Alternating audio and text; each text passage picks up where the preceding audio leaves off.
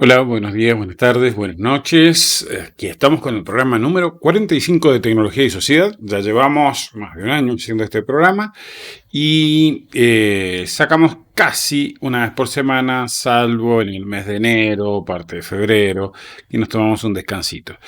Y bueno, como decíamos, estamos en el programa número 45. Ya la semana pasada hicimos un programa sobre este tema, porque estamos basándonos en el mismo libro que usamos la semana pasada, y nos preguntábamos si Internet nos está volviendo estúpidos. Si Internet nos está volviendo estúpidos. Por eso tiene el número 2 acá. Si no viste el número 1, fíjate, volvé para atrás, mirá el número 44 de nuestros programas, que se pregunta también si Internet nos está volviendo estúpidos, y así podés seguir la secuencia completa. Hoy vamos a ver las herramientas de la mente, ¿sí? O sea, dentro de la historia de la tecnología, recordemos que la tecnología no es solo las nuevas tecnologías. Tecnología es todo artefacto que nosotros inventamos para satisfacer alguna necesidad humana. Ya vamos a clasificarlas, vamos a abordar sobre eso, ¿sí? Tecnología es la rueda, tecnología es la palanca, tecnología es un palo que utilizamos como herramienta para alcanzar algo. Eso es tecnología. Hasta nuestros días, las nuevas tecnologías, esa cámara, bueno, todo lo que estamos utilizando para grabar, que son las nuevas tecnologías. Pero no hay que confundirse, porque muchas veces la gente cuando habla de tecnología, habla solo de las nuevas tecnologías. Hoy hablaremos entonces sobre las herramientas de la mente y cómo estas herramientas nos modifican a nosotros, modifican nuestro cerebro, nuestro sistema nervioso. Vamos a tomar como ejemplo el mapa, el reloj y el libro, aunque el libro no lo vamos a terminar porque vamos a pasar al siguiente capítulo. Habla más extensamente del libro. Ahora no nos vamos a detener en eso, pero sí vamos a introducirlo el tema. El libro que seguimos es este de Nicholas Carr, que se llama Superficiales, que está haciendo Internet con nuestras mentes y cuya premisa, cuya idea inicial es que probablemente Internet nos esté volviendo estúpidos, nos esté haciendo tontos. Y claro que van a ir comprendiendo que esa es la tesis y hacia ahí va. Y no es que necesariamente nos vuelva estúpidos, pero sí puede volvernos estúpidos. Antes de seguir, vamos a agradecer a quienes hacen posible durante este mes de febrero nuestro programa. Ellos son Claudia Croseri, Martín González, Esteban Díaz, Omar Durán, Adriana del Pozo y Malvina Moyano. Muchas gracias a todos. Podemos decir que inicialmente los primeros mapas se dibujaban, calculamos, no es que lo tengamos probado, se dibujaban con un palo sobre la tierra o se tallaban sobre piedra. Lo de que se tallaban sobre piedra, bueno, hay pruebas. Ahora, si se hicieron sobre la arena, no creo que haya pruebas porque se borraron, ¿no? Pero bueno, concluimos que los primeros mapas, planos simples, dibujos de un lugar, que tal vez sean los primeros intentos de mapas, sean eso, tratar de mostrar en un dibujo una representación de un lugar, pero no necesariamente son los mapas como hoy los conocemos. Con el tiempo, los mapas se hicieron más realistas y hasta se desarrolló científicamente la cartografía. Atención, si querés más datos sobre esto, si querés precisiones, te recomiendo leer el libro de Nicholas Carr, Superficiales, que está haciendo Internet con nuestras mentes, porque claramente él tiene un desarrollo muy superior. Nosotros acá estamos abordando los temas muy rápidamente. Entonces, se desarrolló toda una disciplina, toda una cuestión científica sobre cómo trazar mapas, y los mapas empezaron a tener dimensiones reales, proporciones reales, y claramente esto hizo que las representaciones fueran más correctas, pero a la vez más alejadas de la percepción humana. Por ejemplo, en este mapa de la Argentina, quien simplemente percibiendo o recorriendo la Argentina, caminando o andando en coche o lo que fuera por la Argentina, va a descubrir que tiene esta forma. No, esto no lo percibimos nosotros. Esto es fruto de una ciencia, pero a su vez se despega de de la realidad que nosotros vemos. Nos hace ver otra realidad que de ninguna manera veríamos si simplemente observáramos. Con la simple observación no la podríamos ver, esta realidad. Bien, además los mapas luego se fueron utilizando para expresar ideas, por ejemplo, para un plan de batalla, una guerra, para análisis de la propagación de una epidemia, para la previsión del crecimiento de la población o, como es en este caso, para un mapa de la corrupción, que seguramente debe estar hecho por Estados Unidos para Latinoamérica, como casi siempre, pero bueno, es un mapa de la corrupción, así podemos hacer mapas de tantas situaciones diferentes que nos ayudan a representar tantas realidades diferentes y que nos ayudan a comprender ideas y a mostrar ideas que no son solo la reproducción geográfica de un territorio, simplemente eso no, es mucho más, hay más información y ustedes saben que hay mapas físicos, mapas orográficos, mapas hidrográficos, bueno, en fin, hay distintos tipos de mapas y estos que representan ideas, que representan información, esto es un mapa mezclado con una infografía, bueno, claramente avanzamos mucho desde aquel planito hecho con un palo sobre la arena o sobre una piedra o una tablilla, avanzamos mucho, ¿no? Hemos visto pasar mucho. Y eso, recordemos, como vimos en el programa anterior, toda la tecnología que nosotros utilizamos nos modifica a nosotros, a nuestro cerebro, físicamente nos modifica. Si querés saber más sobre eso, volvé al programa anterior. En el número 44 de nuestro programa hemos hablado de este tema.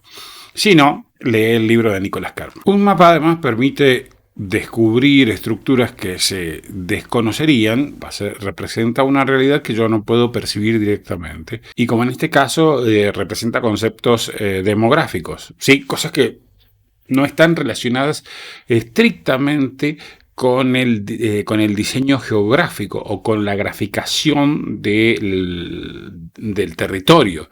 Es algo más, insisto. La representación cartográfica hizo que la mente del hombre se transformara y que fuese más apto para entender las fuerzas que dan forma al entorno y a la existencia.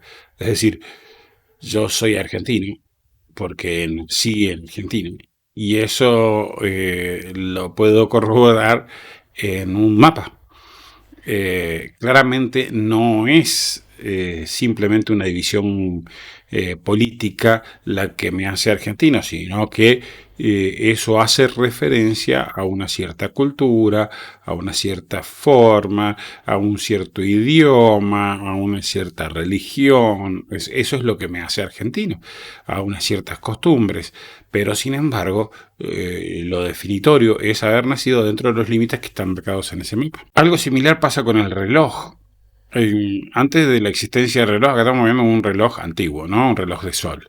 Pero antes de la existencia del reloj, la gente se guiaba por los ritmos naturales, por el amanecer, el anochecer, el invierno, la primavera, el verano, los signos que interpretaban. Eso era lo que marcaba el ritmo de la vida. Y ahora, bueno, no es así. O sea, nos manejamos con absoluta independencia de eso, o por lo menos con cierta independencia. La mayor parte de los seres humanos seguimos durmiendo de noche y trabajando de día, pero nos regimos hoy por un horario. Antes no existían los despertadores y entonces la gente simplemente se despertaba cuando amanecía o cuando tenía su cuerpo acostumbrado a una especie de reloj biológico a levantarse. Se podía guiar por los astros, se podía guiar por infinidad de signos naturales y bueno, luego fue inventando aparatos como por ejemplo, este reloj de sol. Las primeras personas en exigir una medición más precisa del tiempo fueron, como suele siempre ocurrir, los monjes cristianos. El avance tecnológico está ligado muchas veces a lo religioso, fundamentalmente a la religión cristiana, y muchas veces a la guerra, lamentablemente. Pero es clarísimo que en las universidades la tecnología y la ciencia se ha desarrollado mucho en el ámbito de la religión. Ya vamos a ver cuando hablemos del libro también que volvemos al tema de los monjes amanuenses, escribas, por decirlo así, pero por ahora sí, continuemos con esto. ¿Por qué los monjes? Porque los monjes, a partir de San Benito, tenían la costumbre de rezar las horas canónicas, que son 7 u 8, no me acuerdo, horas en las que se rezan determinadas oraciones. Que ustedes deben haber oído hablar de maitines, laudes, primi, tercia, sexta, nona. Esas son las horas, ¿sí? ¿Qué más? Completas. Bueno, esas son las horas canónicas y estaban marcadas estaban vinculadas a determinado momento del día. Entonces era necesario medirlo y entonces empezaron a aparecer los relojes en los monasterios. Como este reloj es un reloj medieval, que empezaron a aparecer, ya digo, en los monasterios. A medida que la gente se empezaba a trasladar del campo a la ciudad, empezaban a necesitar guiarse por horarios que no tuvieran que ver con la simple observación de la naturaleza y establecer horarios. Entonces, las campanas que sonaban de los relojes catedralicios o de los relojes de los ayuntamientos, de las casas propias de la administración de la ciudad, que también solían tener, allí al son de algunas campanas se marcaban ciertas horas del día y entonces eso servía para guiar la vida de las personas que comenzaban a trabajar en ciudades, en mercados, en talleres, en fábricas, en fin. Era necesario guiarse para eso, pero hasta cierta, aunque ustedes no lo crean, hasta cierta época, los relojes medían diferentemente la hora. No estaba pautado la hora, los minutos, los segundos con la duración que tienen. Entonces, en cada lugar era una cosa diferente. Luego se hizo necesario que las unidades de medida se estandarizaran, horas, minutos, segundos, y comenzó una ardua tarea de unificar la hora a nivel mundial. Bueno, ahí surge el tema de los usos horarios y la representación horaria en distintos lugares. Los relojes no solo se hicieron más precisos y más bonitos, sino que también se volvieron más pequeños y más económicos y empezaron a estar disponibles para cierta gente al menos. No cualquiera podía tener un reloj, pero ya el que tenía dinero suficiente podía comprar uno. Ese que está ahí es un reloj de bolsillo, aparecieron los relojes de pulsera, ya eran un adminículo de la vestimenta, eran un vestible, por decir así, los relojes. Piensen que estábamos hablando de inicialmente ese reloj montado sobre la tierra, el reloj puesto en el campanario y ahora ya lo podíamos llevar con nosotros. Eso hizo que la vida se fuera transformando y que viviéramos corriendo detrás del reloj, que estuviéramos midiendo nuestra eficiencia en base al tiempo transcurrido en el reloj. El tiempo se volvió una marca para las realizaciones, para medir la eficiencia personal y la productividad. ¿Sí? Los relojes se adoptaron en fábricas. Yo vivo en una zona donde hay todavía una fábrica que toca una sirena unos minutos antes de que los trabajadores tengan que marcar, porque marcan un reloj, marcan con una tarjeta en un reloj para que quede constancia de la hora a la que entraron. Eso es marcar la hora o marcar la tarjeta, ¿sí? Marcar tarjeta se decía antes. Ahora, bueno, algunos otros se usan con la huella digital o con el reconocimiento de rostro, más avanzados.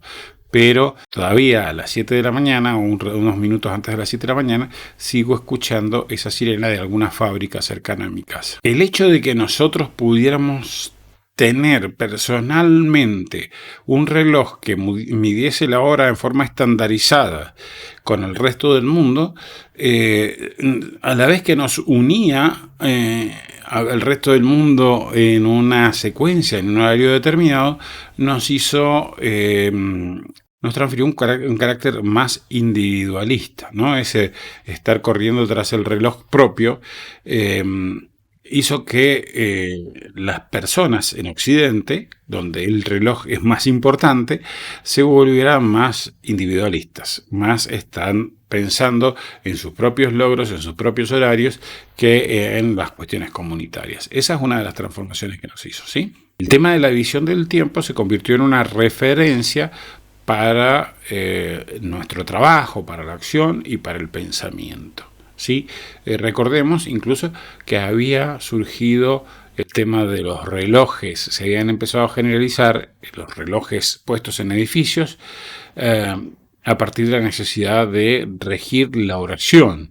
Bueno, esto nos fue cambiando el pensamiento. El tic-tac del reloj empezó a regir un montón de cosas. Es decir, pensemos, ¿cómo hubiese sido posible el avance de la ciencia, la mente científica, la experimentación científica, sin los relojes? Hoy el reloj está incorporado a un montón de cosas. Esa computadora que tengo ahí enfrente tiene un reloj interno. El celular que llevo en el bolsillo tiene un reloj interno. Todo está en base o regido por un reloj, por un tiempo. Y llevamos a ese emparejamiento de datos, llamamos sincronización, ¿sí? Yo recuerdo cuando en las películas, cuando yo era pequeño, veíamos películas donde un equipo tenía que realizar un trabajo de alta precisión, que podía ser desde un robo hasta una operación militar. Todos decían, sincronicemos nuestros relojes, ¿no? Para ponerlos justos, para saber en qué momento cada uno tenía que hacer lo que debía hacer. Entonces, los mapas y los relojes han modificado nuestra mente en cuanto a la comprensión, en cuanto al diseño de las actividades, y ya sabemos además que el uso de cualquier tipo de herramienta modifica nuestro cerebro en forma física. Entonces, ahora vamos a hablar de distintos tipos de tecnologías. Existen al menos 4 tipos de tecnología. La primera, la que aumenta nuestra fuerza y resistencia física, nuestra destreza y nuestra capacidad de recuperación. ¿Qué tipo de tecnología que aumenta nuestra fuerza física? Por ejemplo, un auto. Un auto aumenta nuestra fuerza, nuestra velocidad, nuestra resistencia. Nos ayuda a resistir más porque claramente no depende de nuestro esfuerzo físico. Un arma, por ejemplo, para cazar, aumenta nuestra fuerza, ¿sí? La rueda aumenta nuestra fuerza. Como segundo tipo de tecnología, vamos a pensar en aquellos que extienden el alcance de nuestra sensibilidad. Un telescopio, un medidor, un sensor de cualquier tipo de realidad, ¿no? El micrófono, los parlantes, el amplificador de voz. Bueno, un montón de cosas que aumentan nuestros sentidos. Entonces, nosotros podemos, por ejemplo, mirar a través de unos prismáticos, de un largavistas, como decimos aquí, o de un telescopio, y aumenta nuestras posibilidades. Claro está que eso cambia lo que nosotros vemos. O sea, adoptamos el telescopio como si fuera una continuación de nuestro ojo. Nuestro cerebro lo acepta como información proveniente de nuestro ojo, a pesar de que está mediando el telescopio, y perdemos de vista lo inmediato, que es lo que nos muestran los ojos cuando no tenemos nada de eso. ¿Sí? Estos anteojos, por ejemplo, entrarían dentro de esta tecnología que aumenta o extiende el alcance de la sensibilidad de nuestros sentidos. Como tercer tipo de tecnología tenemos la que remodela la naturaleza para servir mejor a nuestras necesidades y deseos. Por ejemplo, un dique es una tecnología que sirve, por ejemplo, para contener el agua, acumular el agua para riego, para producir energía eléctrica, en fin, un montón de utilidades. La modificación transgénica de una planta, por ejemplo, que aumenta su productividad para mejorar nuestra alimentación. Algunos no creen que eso mejore nuestra alimentación, pero bueno, es una discusión de otro tema. Bueno, esas son tecnologías en las que modificamos la naturaleza para que nos sirva mejor. Y la última, de la cual vamos a hablar mucho y de la cual vamos a hablar en este programa y en el siguiente y en varios, es la llamada tecnología intelectual, que sirve para ampliar nuestra capacidad mental. Un libro es una tecnología intelectual. Un reloj es una tecnología intelectual. Un mapa es una tecnología intelectual.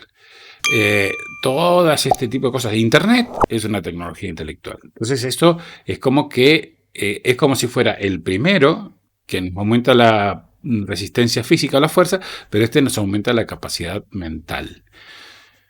Bueno, y entonces, si nos aumenta la capacidad mental, ¿cómo es posible que estemos pensando en que Internet nos hace tontos? ¿No deberíamos pensar en que Internet nos hace más inteligentes? Bueno, ya vamos a ver eso, ya vamos a ver eso. El tema es que eh, con cualquier cosa nos vamos transformando. Por ejemplo, si yo utilizo una máquina sembradora para sembrar un campo, puedo en un día a lo mejor hacer el trabajo que una o varias personas que labran la tierra pueden hacer en un mes o en un año, no sé. La máquina aumenta nuestras posibilidades, nuestra fuerza, ¿sí? Pero nos hacemos dependientes de eso. Y ahora vamos perdiendo gente entrenada en la labranza directa de la tierra y vamos ganando uno entrenado, a lo mejor que reemplaza a 100 labradores directos de la tierra, uno que maneja la máquina y ya no está en contacto directo con la tierra. Hoy en día esas máquinas de sembrar y todo ese tipo de cosas, de cosechar, la persona que la conduce o que la maneja está sentado en un asiento cómodo, con aire acondicionado, con un montón de cosas, prácticamente no tiene contacto con la tierra. Eso nos va alejando. Entonces, así como se ganan cosas, se pierden cosas. Y a eso apuntamos con las tecnologías intelectuales de nuestra época. Porque todos concluiremos, o al menos eso creemos, que el libro nos ha hecho ganar intelectualmente. Nos ha hecho progresar intelectualmente. A pesar de todo, ha tenido algunos detractores, ya vamos a hablar de eso. Pero con Internet la cosa no parece estar tan clara, ¿no? Ya veremos. ¿Cuáles son las tecnologías intelectuales? Aquí tenemos algunas otras. Por ejemplo, la máquina de escribir, el ábaco, la regla de cálculo, el sextante, el globo terráqueo, el libro, el periódico, la escuela. La escuela es una tecnología. La biblioteca es una tecnología, o por lo menos un desarrollo tecnológico. Y obviamente la computadora e Internet. Todas estas cosas son tecnologías intelectuales y que modifican nuestro intelecto. De hecho, cuando hablemos más de la lectura y de la escritura, veremos que nosotros hemos diseñado a propósito sistemas para aprender, para modificarnos nosotros de manera que podamos aprender a leer y escribir. Porque todos aprendemos a hablar naturalmente, con solo convivir en una familia. Pero la lectura-escritura es una cosa que tenemos que aprender metódicamente. Aun cuando la aprendamos en familia, tiene que haber un sistema, un método, algo que no es natural, que es artificial. La enseñanza es un arte justamente, y eso hace que sea artificial. No es lo mismo que hablar. A lo mejor sí es un arte hablar con precisión, hablar con elocuencia, pero aprender a hablar no es un arte. Sin embargo, la lectura, la escritura, es una cuestión artificial.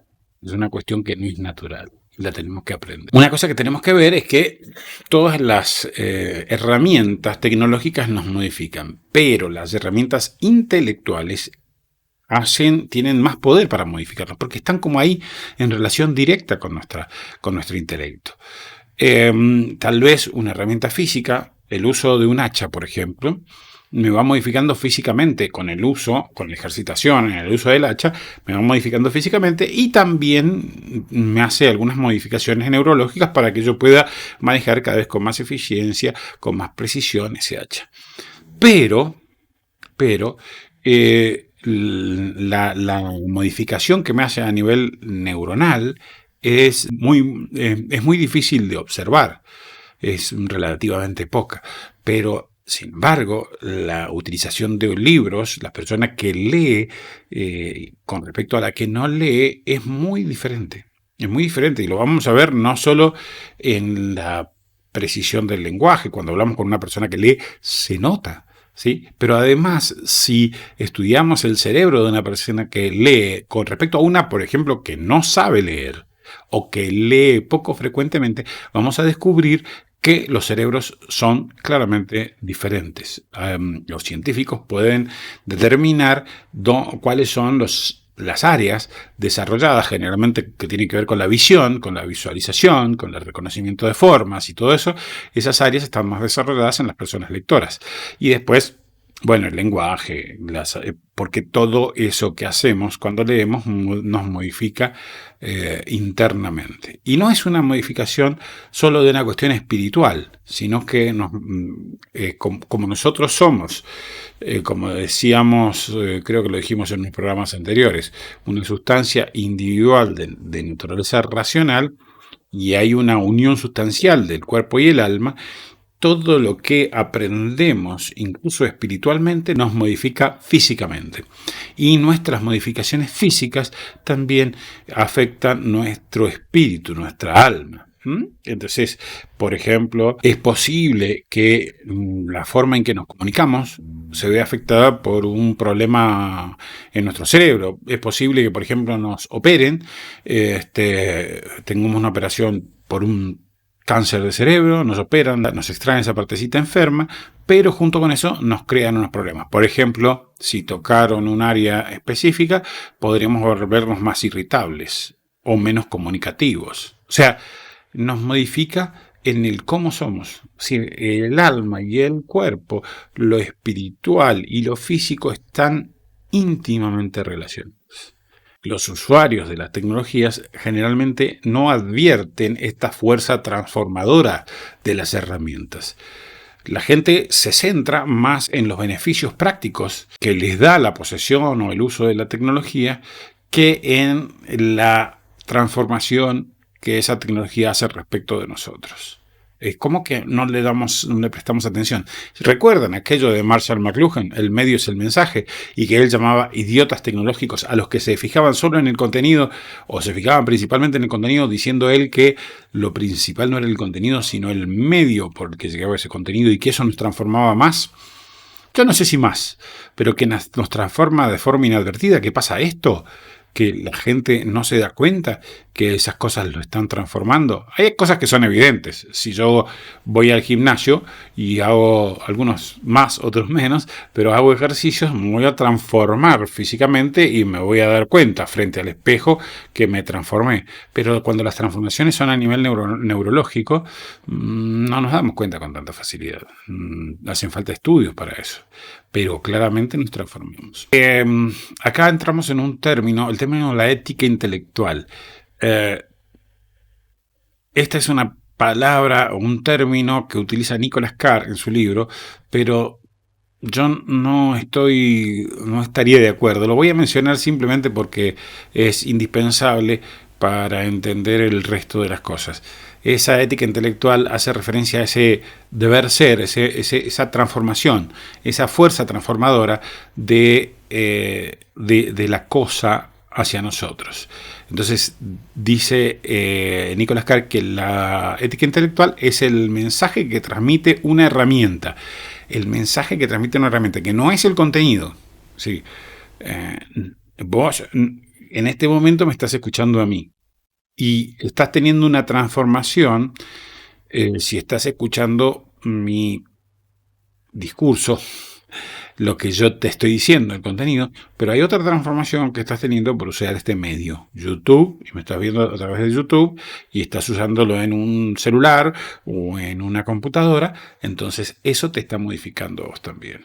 Y no solo nos modifica a nosotros, modifica, en principio, si nosotros transmitimos estos hábitos a nuestros hijos, modifica a nuestros hijos, modifica las sociedades, modifica las culturas. Realmente provoca modificaciones. Recordemos aquello del reloj. El reloj provocó modificaciones culturales importantes. El mapa. Piensen, por ejemplo, en los expedicionarios de ayer, del tiempo del descubrimiento de América, por ejemplo, que en la medida que iban haciendo descubrimientos iban trazando gráficas que creo que deben haber sido muy imperfectas, pero que servían de base a los que venían después. El que venía después, cuando ya tenía un instructivo, por decirlo así, del mapa o de la gráfica o instrucciones de cómo llegar, le resultaba más fácil. Hoy nosotros tenemos el GPS.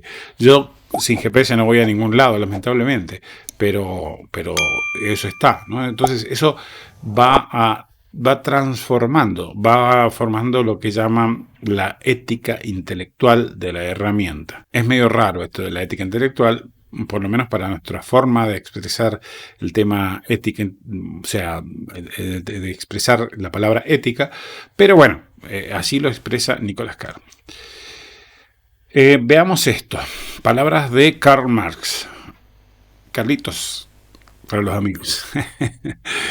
Karl Marx dice que el molino de viento produce una sociedad de señores feudales y el telar de vapor produce una sociedad con capitalismo industrial. Claramente está haciendo referencia a eso, a las transformaciones sociales que produce la tecnología, ¿sí? Lo reconocía don Carlos Marx y bueno, hay por ejemplo, todos los que se quedaron sin trabajo a partir de la revolución industrial o los que consiguieron nuevos trabajos a partir de las distintas revoluciones industriales que han sucedido en la historia del mundo, son testigos de que claramente esto cambia nuestra sociedad. Por ejemplo, el desarrollo tecnológico hizo que cada vez menos gente viviera en el campo y la gente se empezara a trasladar para vivir en la ciudad, para tener acceso a determinadas cuestiones que en el campo no había y además para tener acceso a trabajos que en el campo dejaban de haber. Con respecto a la capacidad de modificar la realidad que tienen las herramientas, hay como dos posiciones extremas. Uno que se llama instrumentalismo y otro que se llama determinismo. La posición instrumentalista dice que las herramientas son eso, instrumentos, y que en nada modifican, sino que somos nosotros los que las utilizamos como instrumentos, ¿sí? Mientras que la posición determinista dice que nos cambian aunque nosotros no queramos. Y tal vez los dos tienen razón y ninguno tiene razón completamente, ¿no? Tal vez sea una cuestión ahí intermedia. Indudablemente, si nosotros miramos, a ver, si yo voy y miro ahora este celular y digo esto, por mirarlo no me cambió la vida, no, claro, analicé eso, pero si lo analizo a lo largo de toda mi historia, y lo analizo a lo largo de toda la sociedad y la cultura que se está modificando por esto, claramente no es tan facilonga la cosa, ¿no? Entonces no es solo instrumentalismo, pero tampoco es determinismo. Yo creo, sinceramente, que nosotros seguimos siendo seres libres. Hay quienes dicen que no. Todas estas teorías del transhumanismo, del singularismo y todas estas cosas son deterministas, ¿sí? Yo creo que hoy en día, con la verificación que se hace de la modificación cerebral por parte de las tecnologías, es muy difícil ser absolutamente instrumentalista. Es más fácil caer en un determinismo, pero tampoco es así. Los seres humanos seguimos siendo libres. Es difícil ejercer la libertad en tiempos como estos, porque somos esclavos, somos prisioneros sin saber que lo somos. Hay una cosa en la que los instrumentalistas y los deterministas se ponen de acuerdo. Es que los avances tecnológicos, con mucha frecuencia, marcan puntos de inflexión en la historia. Uno de estos es este robot. Los robots. Hoy, 2023, es el año de la inteligencia artificial y de los robots. Seguramente esto va a provocar una transformación mayor aún que la que provocaron los celulares. Este es un punto de inflexión, ¿sí? Un punto de inflexión es el surgimiento de la medición estandarizada de la hora. Claramente, eso modificó las relaciones sociales, modificó el comercio, modificó la industria. Bueno, en algún momento vamos a hablar del taylorismo, por ahora no, el taylorismo y el fordismo. Todas esas teorías de la producción y de la eficiencia de la producción son posibles gracias a que existe la medición del tiempo. Sin la medición del tiempo es imposible. Bueno, hay tecnologías, muchas de ellas, que generan un punto de inflexión, un corte. Aquí, a partir de aquí, las cosas cambian. Recuerden lo que les estoy diciendo. 2023, finales de 2022, pero 2023 va a ser el año de la inteligencia artificial y de la robótica. Vamos a tener un gran salto en eso. Con el descubrimiento de la neuroplasticidad, si no sabes lo que es, por favor te pido que veas el video anterior, el número 44. Allí hablamos de la neuroplasticidad. Con el descubrimiento de la neuroplasticidad, decíamos, y la medición de las transformaciones cerebrales, empieza a disiparse esa niebla que no nos permitía ver la transformación cerebral o la fuerza transformadora que tienen las herramientas con respecto a nosotros. Esto ahora lo podemos ver, lo podemos medir. Está de hecho medido en muchas de las cosas. No es que está medido permanentemente, pero está medido la transformación. Es decir, si alguien tuviese la suficiente habilidad y la suficiente capacidad para manejar estas tecnologías nuevas que nosotros tenemos y que usamos, nos podría transformar a todos según su voluntad sin que nosotros lo percibamos. Mientras nosotros estamos peleando por si tal contenido es bueno o es malo, todos estamos siendo transformados de alguna manera. Veamos, la pandemia no nos transformó a todos. Mientras estábamos preocupados por un virus, ¿no nos transformamos todos? Particularmente aquí en la Argentina, en esta transformación tecnológica, por ejemplo. Muchos de los negocios, de los pequeños negocios de barrio, no usaban ni siquiera tarjeta de crédito. Y hoy se paga con el teléfono. Estamos hablando de un proceso que duró y que transformó la realidad del comercio. La educación se transformó. Lamentablemente hoy algunas cosas que ganamos, porque hubo cosas que ganamos, parece increíble, ¿no? Pero de esta cosa terrible hubo cosas, transformaciones que podían ser buenas, las hemos medio perdido, hemos ido para atrás, porque somos animales de costumbre. Pero modificó las formas en la educación. Yo trabajé en eso. Durante toda el inicio de la pandemia, en el año 2020, estuve trabajando en eso y en la transformación de un colegio secundario para hacerlo compatible con la enseñanza, no digamos a distancia, pero la enseñanza remota, o sincrónica o asincrónica, como quieran, pero claramente lo modificó en unos meses. Así que hoy, 2023, es el año de la inteligencia artificial y la robótica. Lo que nosotros hacemos cambia el flujo químico en el cerebro, cambia la estructura de nuestra sinapsis.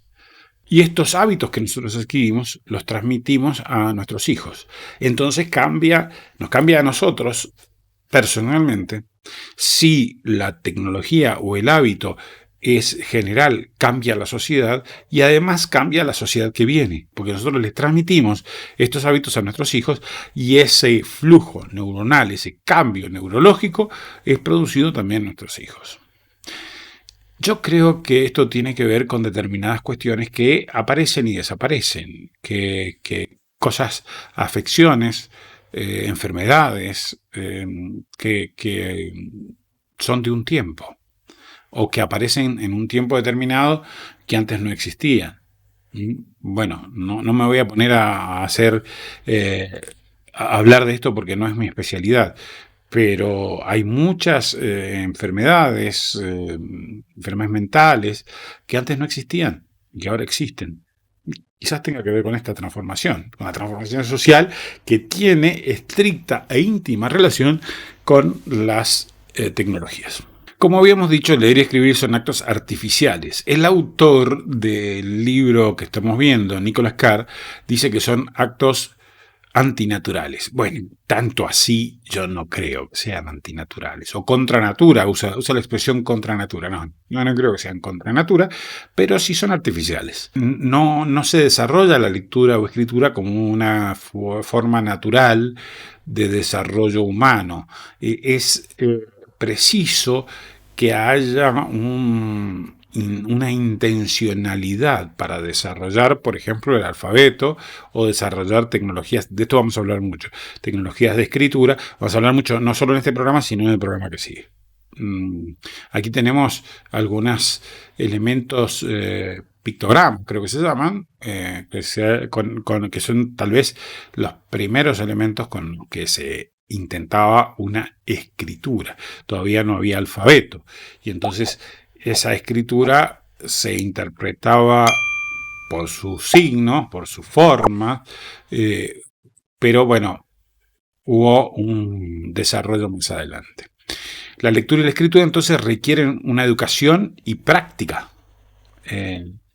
una conformación, una modificación deliberada de nuestro cerebro. Nosotros no lo sabemos o no lo sabíamos, pero incluso desde antes de saber todo esto, que en la lectura o la cultura modificaba, la cultura, el uso de determinadas herramientas modificaba nuestro cerebro, era común decir, yo cuando era chico, mis padres no tenían conciencia de esto, pero me decían, usa la cabeza.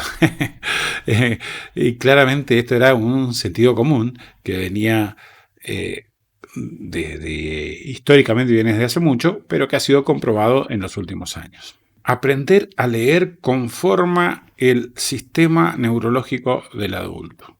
Es diferente el cerebro del analfabeto que de la persona que está alfabetizada. Y es diferente de un simple alfabetizado a un lector habitual.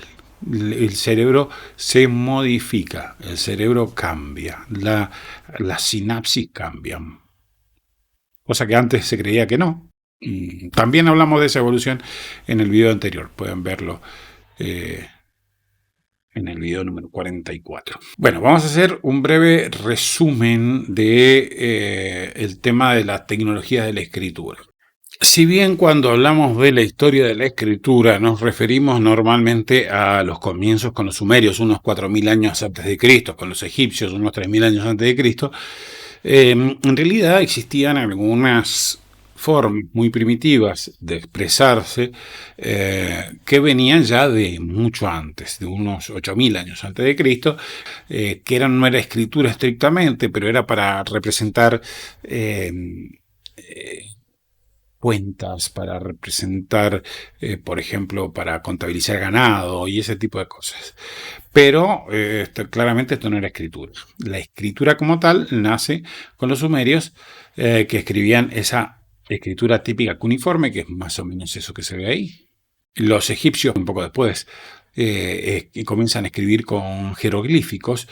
Atención, los sumerios escriben sobre tablillas de arcilla que una vez que son escritas con un palito afilado, con una caña, eran secadas al sol o secadas en hornos para ser guardadas. Obviamente no era para cualquiera, no se podían escribir libros y ese tipo de cosas, pero de esa manera se escribían. Los egipcios escribían jeroglíficos. En Egipto, en las orillas del Nilo, crecía una planta que se llamaba papiro, y con las fibras de esa planta se trenzaban, se machacaban, se humedecían, se secaban luego y formaban una especie de papel, podríamos decirlo, que de hecho creo que la palabra papel tiene origen en la palabra papiro, que hacían hojas, y esas hojas se unían, 20 hojas más o menos se unían y formaban un rollo, el rollo de papiro, en el cual se escribía de un solo lado. ¿Sí? ¿Por qué?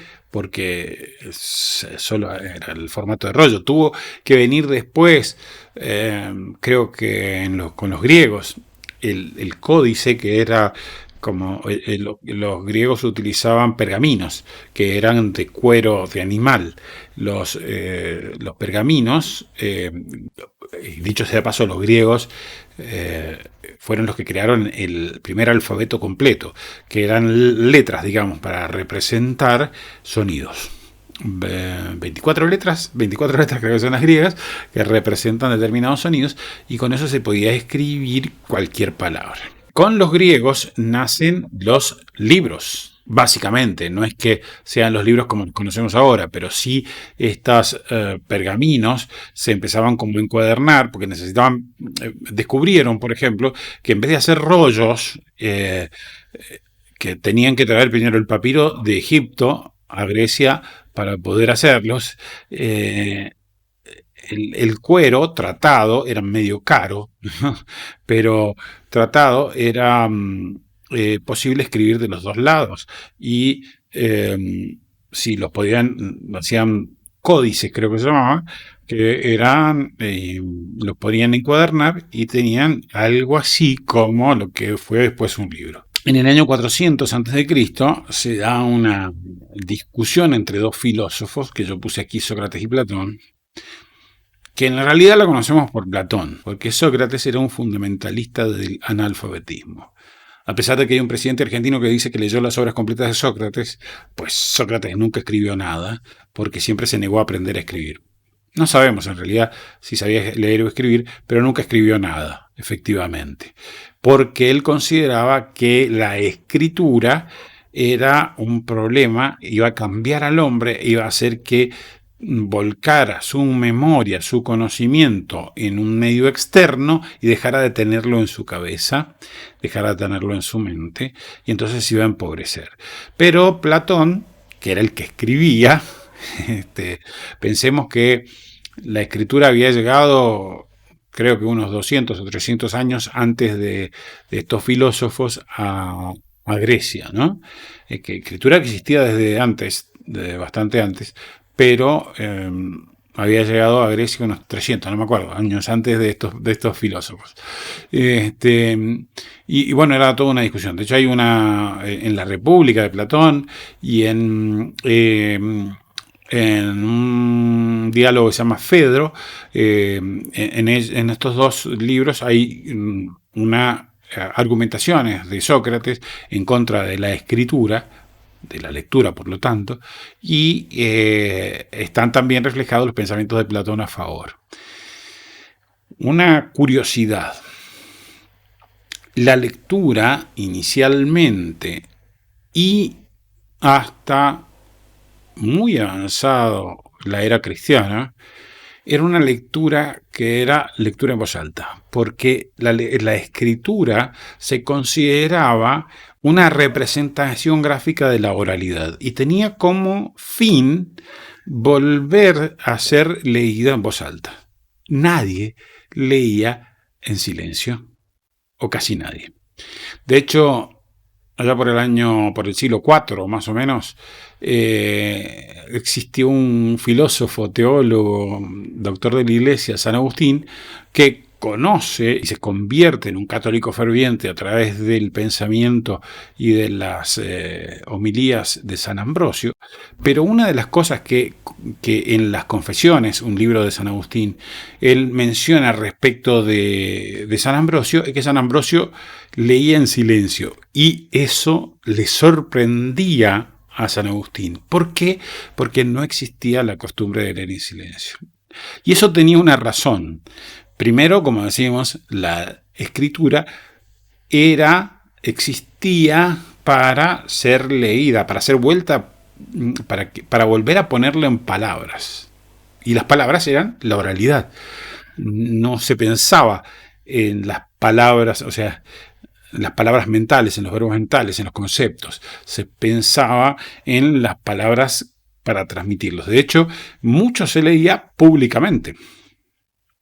Hasta el siglo XI, más o menos, estamos hablando de la Edad Media, en las pocas bibliotecas que habían cubículos individuales, porque la gente necesitaba la privacidad para leer en voz alta.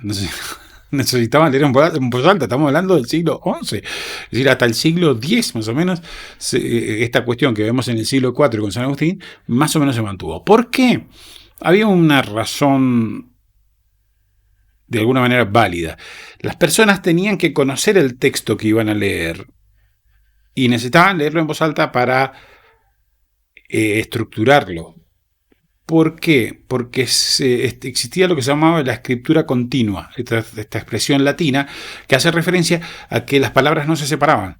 No existían las palabras separadas en la escritura. Se escribía toda una serie de palabras unidas una detrás de la otra y era muy difícil leerlas. Uno dice ahora, con el diario del lunes, ¿cómo es que no se les ocurrió antes separar las palabras? Bueno, no se les había ocurrido. Y hasta el siglo X más o menos, las palabras se escribían una detrás de la otra sin espacios.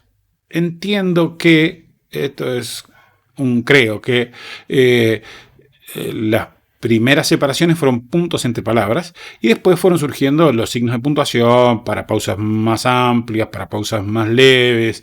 Bueno, vinieron los signos de interrogación, los signos de admiración y todo eso. Luego viene quizás el siguiente punto en la historia de la escritura y de la lectura, es la imprenta, pero de eso vamos a hablar después, ¿sí? Vamos a hablar en el próximo capítulo, porque por ahora lo vamos a dejar ahí. Vamos a volver a agradecer a Claudia Croseri, Martín González, Esteban Díaz, Omar Durán, Adriana del Pozo y Marina Moyano, que nos ayudaron en el mes de febrero a sostener este programa. Y el programa de radio, te recuerdo que estamos en Radio Murialdo, en el 90.5 del dial para Mendoza, Argentina, o Radio Murialdo Mendoza, lo buscas en internet los miércoles a las 18 horas de Argentina, GMT-3, vamos por radio, así que nos podés escuchar en directo. El programa de radio lo hago con mi esposa, con Viviana. Bien, muchas gracias entonces a los que nos ayudan a hacer este programa. Si llegaste hasta acá, supongo que el video te atrajo de alguna manera, así que te invito a que te suscribas, que dejes tu like, que actives la campanita para que el sistema te notifique cuando subo otro video, que nos dejes un comentario, esto es muy importante. Le da vida a nuestros videos y que lo compartas con tus amigos de manera que se haga más reconocido, porque si dependemos del algoritmo de YouTube, no se hace muy reconocido. Bueno, amigos, chao.